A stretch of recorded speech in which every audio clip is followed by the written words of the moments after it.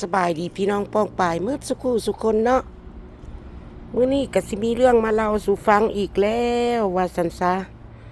เรื่องเกี่ยวกับความสำอวดสำหาวความแสดงตัว เวลามีเงินมีคำเข้ามาบ่ฮู้จักมีสติบ่ฮู้จักมีปัญญา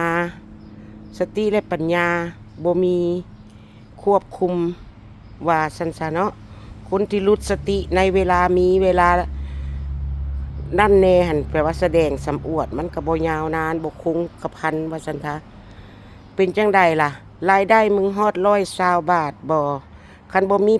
รายได้กายหันมาหากูสิจ้างวันละ500 บาทมา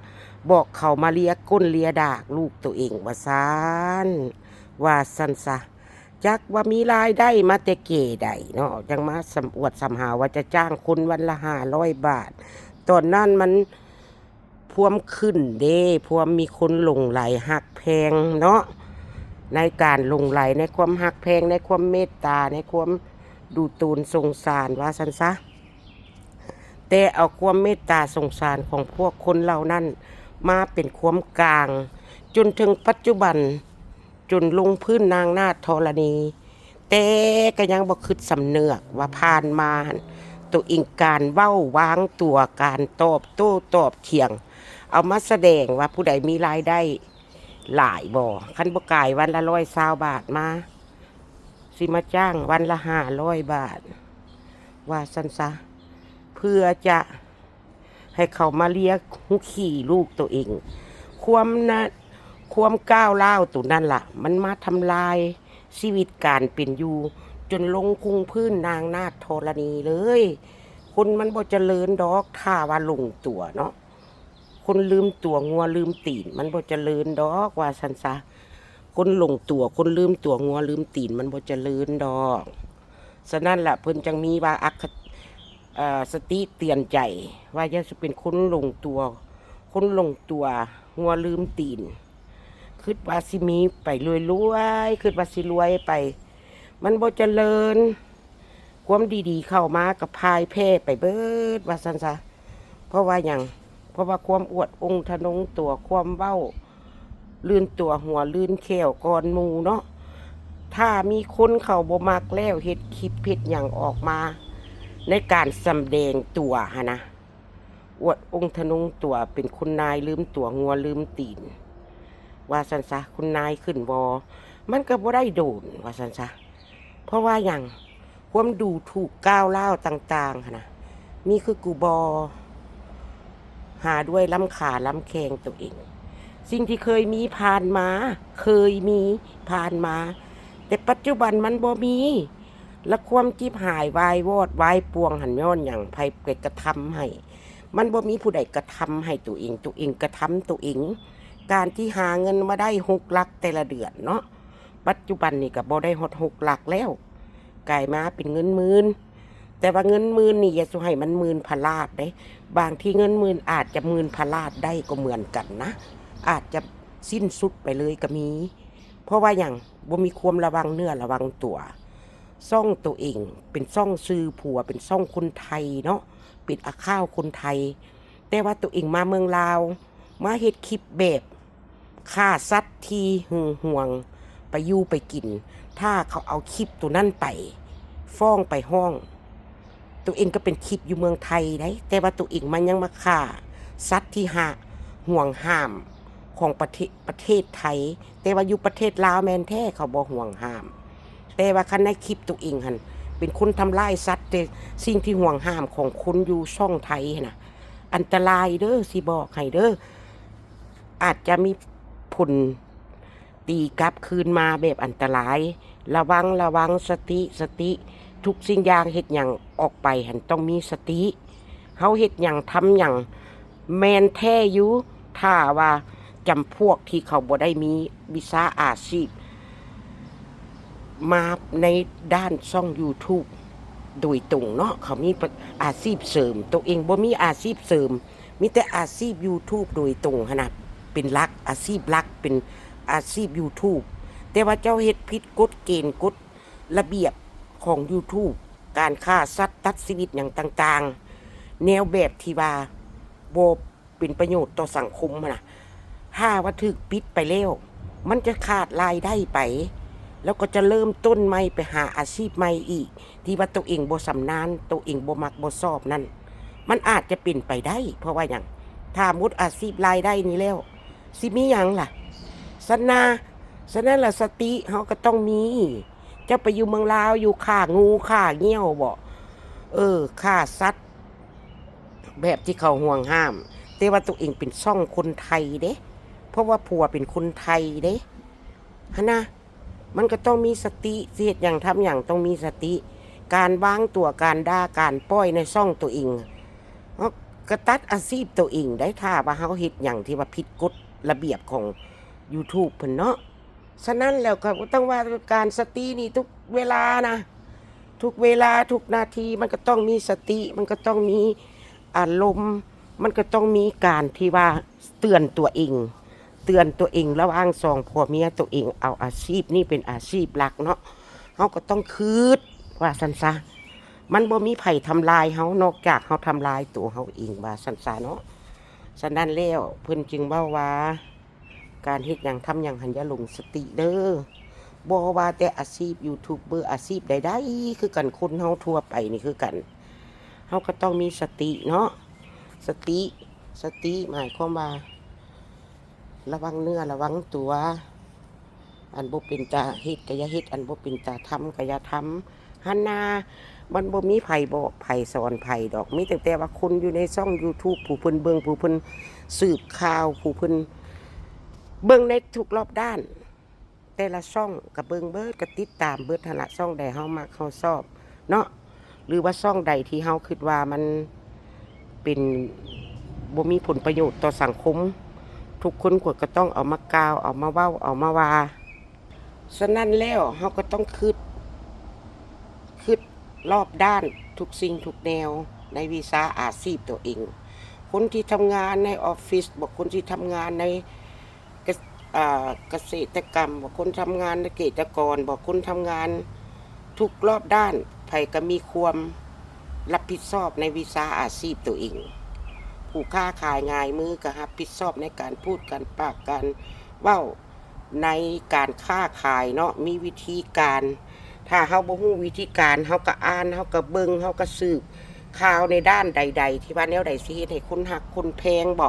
แนวใดสิให้คนเชื่อถือยึดมั่นเฮาในด้านค้าขายง่ายมือแนวใดคนสินิยมชมชอบในการเฮ็ดการทำของเฮาอันนั้นแม่นการศึกษาทางนั้นล่ะการศึกษานี่บ่มีกำหนดบ่มีกฎเกณฑ์ว่าจะหยุดจะเซาจะเพียงพอได้คนเฮามันก็ต้องเรียนไปนํแต่ละมื้อแต่ละวันแต่ละวินการศึกษาการทำเรียนนำ YouTube บ่เสิร์ชหานำ YouTube บ่อันใดที่ว่าเฮาเฮ็ดหยังออกไปจังเป็นเศษขยะของสังคมและอันใดที่ว่าเฮ็ดจะเหมาะสมกับวิชาอาชีพเฮาจะมั่นยงคงกระพันไปต่อไปได้การศึกษาการทำเรียนการเรียนรู้การรับฟังบ่ว่าในด้านใดๆเบิดถ้าแม่นในด้านดีที่มีคนบอกคนเล่าคนเว้าสู่ฟังเฮาก็เอามาศึกษาเรียนรู้ว่าซั่นซะมันบ่มีไผสิเก่งมาแต่ในท้องดอกมีแต่เฮารับฟังเป็นบ่การรับฟังมันบ่มีการเสียเปรียบมันบ่มีการเสียศูนย์ดอกถ้าเฮารับฟังเป็นเอามาใช้เป็นผลประโยชน์เนาะฉะนั้นระยะสุแบบที่ว่าไผมาเว้ามาว่าหยังก็ว่าไปบวชอยู่วัดซะคนธรรมะธรรมโมเขาบ่มาสนนำเรื่องชาวบ้านดอกสั้นเพิ่นก็บ่มีช่องธรรมะออกสั้นเพิ่นก็บ่มีช่องตีเตียนบ่มีช่องวิเคราะห์วิพากษ์วิจารณ์บ่มีช่องประณามหรือว่าวิพากษ์วิจารณ์ช่องต่างๆออกมาสิ่งที่เขาวิจารณ์ออกไปมันเป็นความจริงบ่หรือว่าหาเรื่องหาราวหรือว่าเป็นน้ำเฮาเองเฮ็ดเฮาเองและเฮ็ดให้คนอื่นมาประจานเฮาเอาสิ่งตัวนั้นมาเฮาเรียนมาศึกษาเบิ่งมันเป็นมูลความจริงแล้วเฮาก็เอามาปรับปรุงเปลี่ยนแปลงแล้วบัดนี้นะนิทานเพิ่นเก่งกล่าวไว้ว่าอย่าสุเป็นเด็กเลี้ยงแกะอย่าเป็นเด็กเลี้ยงงัวเนาะนิทานเรื่องหนึ่งมีเด็กน้อยคนหนึ่งแล้วเพิ่นไปเลี้ยงงัวเลี้ยงแกะเลี้ยงแพะเนาะคิดสะเดือกออกมาอยากตามลำพึงใจเอิ้นชาวบ้านชาวเมืองห้องโหขึ้นแล้ว ช่วยด้วยช่วยด้วยตัวเสือมันมากินควายมากินงัวข่อยมากินแกะข่อยว่าซานห้องโฮโทสการขึ้นแล้วต้องการความช่วยเหลือเนาะชาวบ้านชาวเมืองก็แล่นพากันถือค้อนถือเสียมถือสากมาแล้วสิจัดการเสือซอยบัดมาแล้วหัวเฮ้ตัวซื่อๆดอกว่าซั่นโอ้ยชาวบ้านชาวเมืองก็เสียใจแล้วเนาะว่าบักน้อยๆนี่มันมักตัวแล้วบักอันนี้บักจ้องห้องบักหน้าจอกโลกบักหน้าสมมาเจนี่ว่าซั่นเขาก็พายเขาก็หนีเข้าไปแล้วเนาะอ้าวมึงตัวกูได้มึงตัวไปโลดว่าสันเด็กไผก็เสียใจละผู้เฒ่าผู้แก่ผู้สิย่างหลังกล้องมาก็มีผู้สิวัยหลอกวัยรุ่นมาก็มีว่าสันซะบัดมีวันหนึ่งต่อมาบทซ่ากว่าบ่นานกว่าบ่ซ่ากว่านานบ่ไว้กว่าซ่าวันนั้นมาถึงบัดนี้ไอเสือใหญ่ตัวหนึ่งเหลือเสือสมิงมาบัดนี้นะมากัดกินงัวมาคาบคองัวคอแกะคอแบ้ไปแล้วบัดนี้จะกินจักกิตูแล้วห้องเต้นแห้งเต้นกาไผก็นอนจุ้ยเสยอยู่เถียงนาไผนามันแล้วไผนอนจุ้ยเสยโอ้ยมันขี้ตัวดอกบักอันนี้มันสมาเจะซื่อๆดอกบักอันนี้นะบักขี้ตัวบักจอมปลอมบักนักสลอกจอกสลอกกอกว่าสั้นบ่มีไผมาช่วยฟาดตัวเสือสิกัดกินนั่นงัวกินแพะไปเรียบร้อยแล้วบ่ได้ดีแต่มันบ่กัดคอเพิ่นแล้วเพิ่นก็แล่นขึ้นต้นไม้แล้วเนาะเพื่อสิลงมาได้เพื่อเสือมันกัดเรียบร้อยมันหนีเรียบร้อยแล้วโอ้น้ำตาแตกตาแตนย้อยยางลงมาแล้วต้นไม้จึกกะหักเรียงวับยางจุงจุยสุกซุยออกมาแล้วทำไมไม่มีไผมาช่วยผมด้วยเพิ่นว่าใดทำไมคนไม่เข้าใจผมเลยต้องการความช่วยเหลือบ่ทำไมคือบ่มีไผมาซอยข่อยสั่นมาซอยหนูทำไมถึงใจร้ายจังเลยใจดำจังเลยว่าสั่นไผก็ตื่นโพโบเพเวขึ้นแล้วเนาะเขาเจ้านอนพักผ่อนยามเที่ยงเด้ไผก็เฮ็ดให้เฮ็ดนาดำให้ดำนาบ่เขามาเบิ่งโอ้ยงัวเขาก็กัดตัวงัวมันก็กินตัวงัวแล้วเสือนะกินตัวงัวกัดตัวแบตัวแพะดีแต่มันบ่กัดคอคาบคอบักน้อยๆนี่เข้าไปว่าซั่นซะนี่นะนิทานเรื่องนี้สอนให้ฮู้ว่าการตัวตุ่นหรือว่าต้มตุ่นคนนั่นน่ะมันได้บ่ยาวนานการขี้ตอกขี้ตัวนั่นน่ะมันเฮ็ดให้ตัวเองเสียหายย้อนสอนคืนมาหันหมายเข้ามาคันเจ้าเขาฮู้ว่าเจ้าตัวเจ้าต้มเจ้าเป็นคนบ่ดีเป็นคนบ่มีนิสัยแบบที่ว่าเว้ายังออกไปมีความจริงอะนะมีไผเชื่อถือผลสุดท้ายมากับมุนคอรอว่าซั่นซะนิทานสอนให้เรื่องนี้ฮู้ว่าอย่าสุดตัวอย่าสุดตุนอย่าสุดเป็นคนเบ้าหลายคนตัวเองเฮ็ดได้เนาะสนะพี่น้องเอาเราสู่ฟังเนาะเรื่องอะน่ะเด็กเลี้ยงแกะเลี้ยงเบ้เลี้ยงตัวงัวว่าซั่นซะอันนี้มันแม่นนิทานเนาะแต่ว่านิทานแต่ละนิทานมันก็เตือนใจคนเฮาคือกันหั่นล่ะเนาะจังว่าเขาว่าอย่าสุดตัวอย่าสุดต้มอย่าสุดตุนว่าซั่นซะการตัวการต้มการตุนมันบ่ดีและบัดนี้สิ่งที่ต่างๆที่เขาบอกเขาสอนออกมาถ้ามันเป็นความจริงแล้วนะ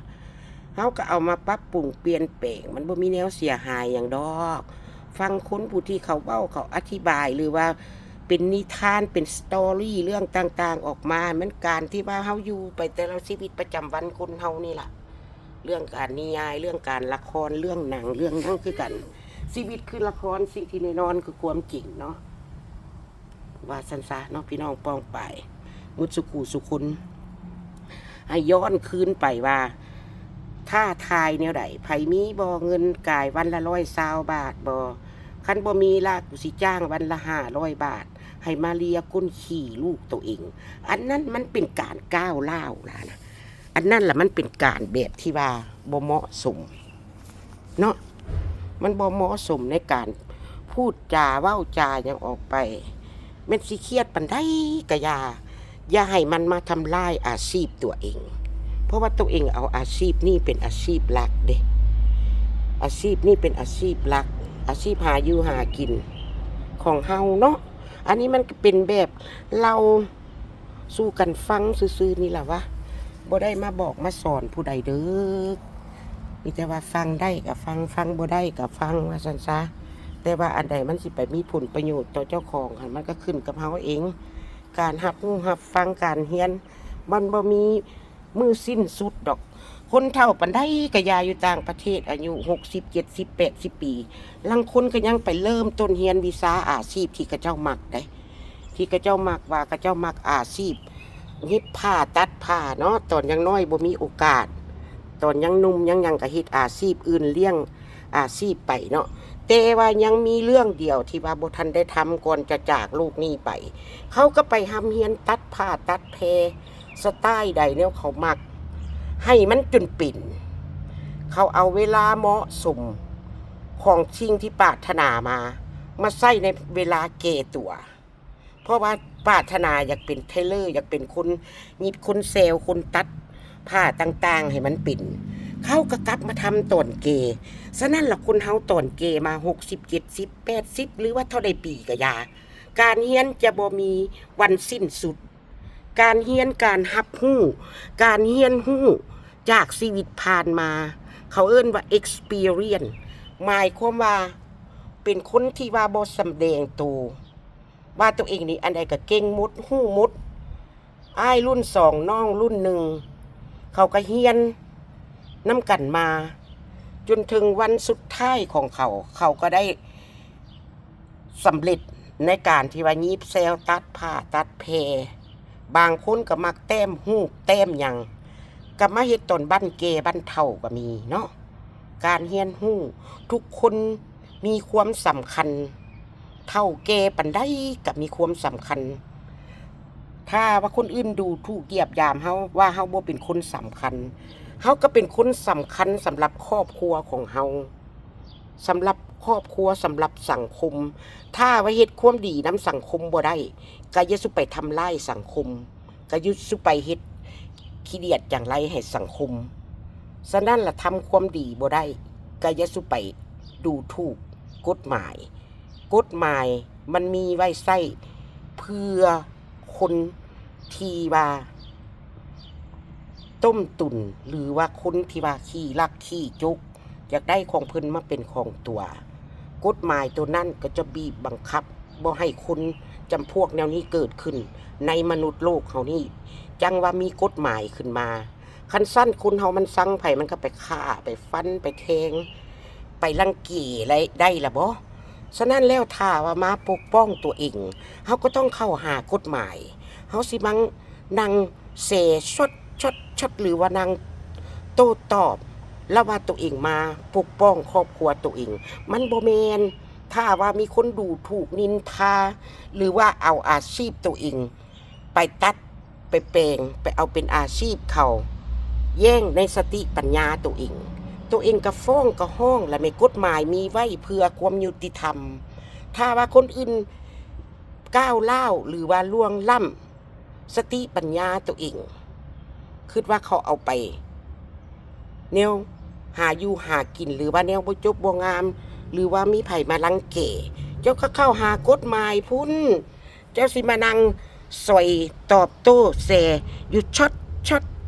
ตมันบ่แม่นปกป้องอันนี้มันแม่นการตอแหลคันปกป้องครอบครัวแท้ๆนะมันบ่เป็นแนวนี้ดอกคันปกป้องครอบครัวบ่ได้เขาเอิ้นว่าบ่แม่นแม่น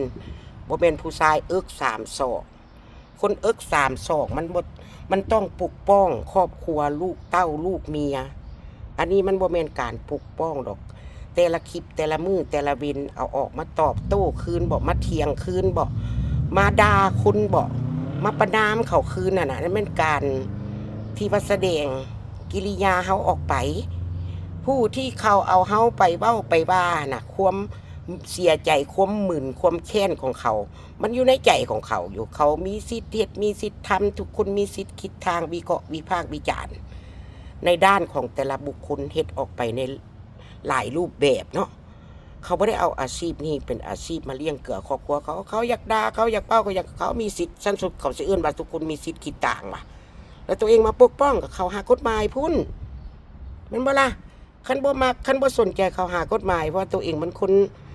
กฎหมายหัดคออยู่แล้วก็แปลว่าเอาที่เธอสบายใจอยากมาโต้ตอบแบบลักษณะใดสิขาย ลักษณะท่าทางตัวเองออกแนวใดนะก็เฮ็ดออกไปมันก็จะไปมีมือสิ้นสุดได้ว่ามนุษย์ขี้เหม็นเขี้ยวขินเทวดาเสียใจเพิ่นก็เลยใส่กับมนุษย์ว่าสันสานเนาะฉะนั้นละคนเป็นร้อยเป็นหมื่นเป็นพันเป็นแสนเขาเอาความกิเลสอย่างไรความก้าวร้าว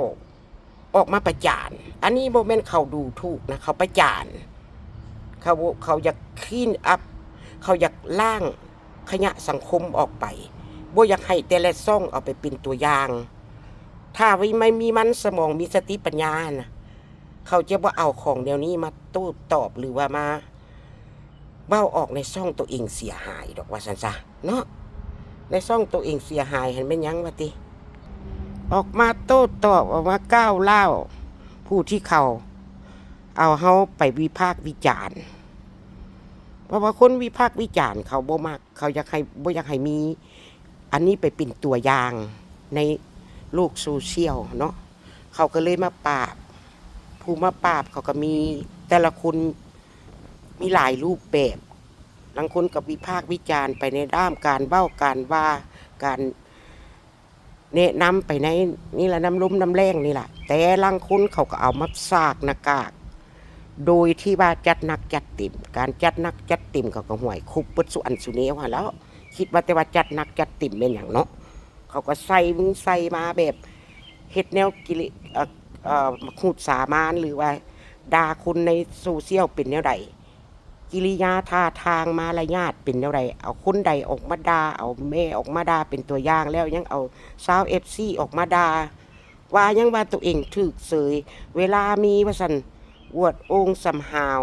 บัดบ่มีเงิน500 บาทก็กินกุ้มไปแต่ละมื้อบัดยามมีสิสามารถจ้างคนรับใช้มาเลี้ยงลูกเลี้ยงเต้าเงินมีหันมันหาด้วยเหือแห้งตัวเองด้วยสติปัญญาด้วยสมองโป่งๆบอกเลยว่าด้วยสมองตึบๆจังว่าสามารถจะจ้างคนมารับใช้เอาลีนเลียกตูดลูกตัวเอง500 บาทแต่ละวันมาซะเอาย้อนสอนคืนกลับไปว่าการว่าจ่าเว้าออกมาน่ะมันยงคงทีบ่ล่ะจะมีวันละ500 บาทปัจจุบันนี่คือว่าหาเงินได้วันละ100 กว่าบาทนะตูที่ว่าแสดงใส่คนที่ว่า500 100 กว่าบาทนะบัดเดี๋ยวจะหับไส้คนมาหับไส้ตัวเองวันละ500ปัจจุบันนี้ตัวเองมามีรายได้วันละ100 200 บาทมันเป็นจังใดล่ะมันมั่นคงบ่ล่ะมันตีกลับย้อนสอนคืนมาหาตัวเองว่าสันซาโอเคอำดันเท่านั้นล่ะพี่น้องป้องป่ายบ๊ายบายเด้อหลานห้องแล้ว